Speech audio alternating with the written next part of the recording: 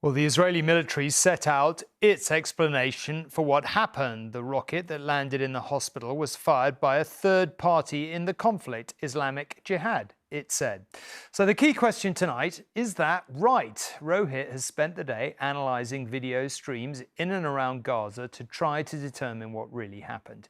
His conclusion, it is not yet possible to be definitive, but there is increasing consensus it was not the Israelis. Listen for the whistling sound. To well-trained ears on the ground, it resembled a military airstrike.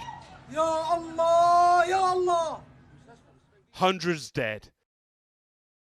Destruction on this scale is usually associated with high explosives from Israel rather than the rockets of Palestinian groups. Some experts say the small crater left behind told a different story. Our friends and relatives were all sitting here. Suddenly it all came hurtling down at us.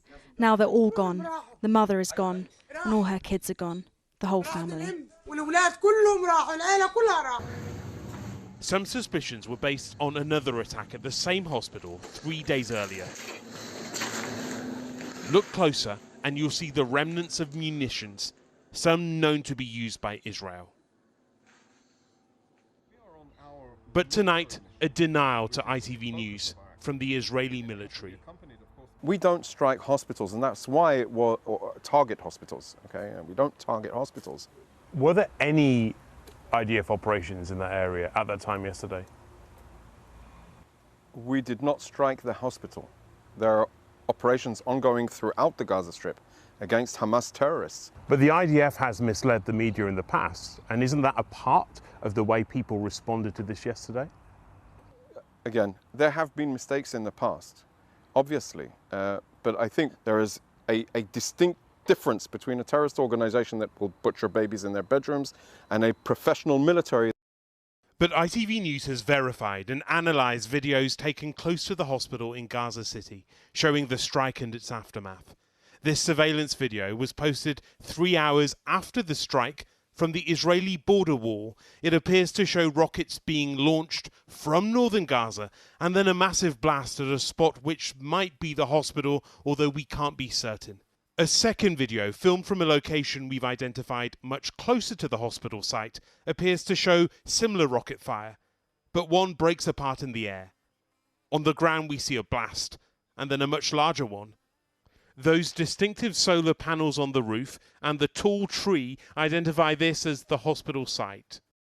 I've been called up from the front line to a different front, the digital warfare.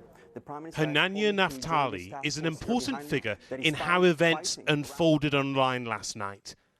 Moments after the attack, he posted on social media that the Israeli Air Force struck a Hamas terrorist base inside a hospital in Gaza. Confirmation, it seemed, from a government source. The post was deleted.